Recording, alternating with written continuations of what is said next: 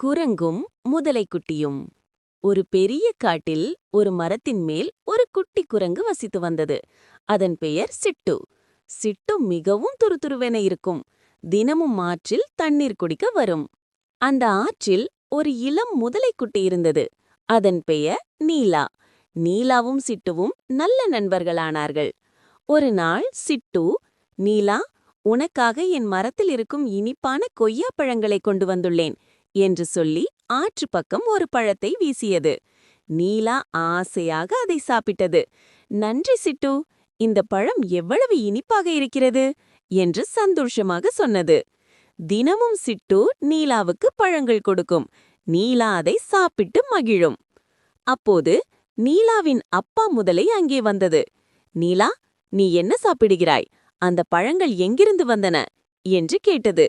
நீலா பயந்து கொண்டே, அப்பா, இது சிட்டு கொடுத்த கொய்யாப்பழம், அது என் நண்பன் என்றது. முதலையின் அப்பா கோபத்துடன், இந்த குரங்கு இவ்வளவு இனிப்பான பழங்களை சாப்பிடுகிறதென்றால் அதன் இதயம் எவ்வளவு இனிப்பாக இருக்கும். நீ எப்படியாவது அந்த குரங்கின் இதயத்தை எனக்கு கொண்டு வர வேண்டும், அது எனக்கு உணவாக வேண்டும் என்று ஆணையிட்டது. நீலாவுக்கு பெரும் அதிர்ச்சி.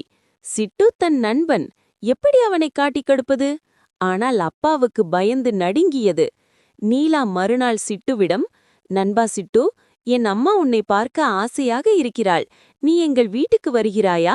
நான் உன்னை ஆற்றில் என் முதுகில் ஏற்றி கூட்டி செல்கிறேன் என்றது. சிட்டுவுக்கு சந்தோஷம் தாங்கவில்லை. ஓ, கண்டிப்பாக வருகிறேன் நீலா என்று சொல்லி நீலாவின் முதுகில் ஏறிக்கொண்டது. ஆற்றின் நடுவில் வந்ததும் நீலா அழுது கொண்டே நடந்த உண்மையை சொன்னது. சிட்டு, என்னை காப்பாற்று. என் அப்பா உன்னுடைய இனிப்பான இதயத்தை உண்ண ஆசைப்படுகிறார். சிட்டு அதிர்ச்சியில் ஒரு கணம் திகைத்தது.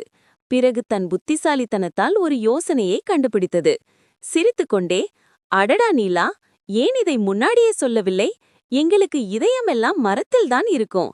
அதை நாங்கள் வீட்டுக்குள்ளேயே பாதுகாப்பாக வைத்துவிட்டுதான் வெளியே வருவோம். என் இதயத்தை நான் மரத்திலேயே வைத்துவிட்டு வந்துவிட்டேன். வா, சீக்கிரம் திரும்பி போகலாம். நான் என் இதயத்தை எடுத்துக்கொண்டு வருகிறேன் என்றது. நீலா நம்பிவிட்டது. அப்படியா?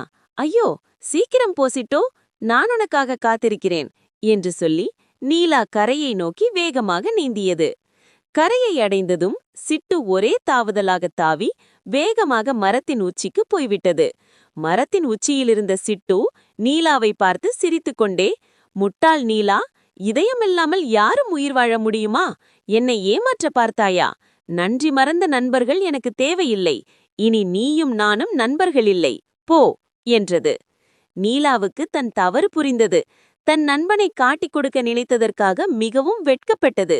தன் அப்பாவிடம் உண்மை உரைத்து அதன் பிறகு சிட்டுவை பார்க்காமல் நீலா அங்கிருந்து வேறு ஆற்றுக்கு போய்விட்டது. நீதி: ஆபத்து வரும்போது பயப்படாமல் புத்திசாலித்தனத்துடன் யோசித்தால் எல்லா பிரச்சனைகளுக்கும் தீர்வு கிடைக்கும்.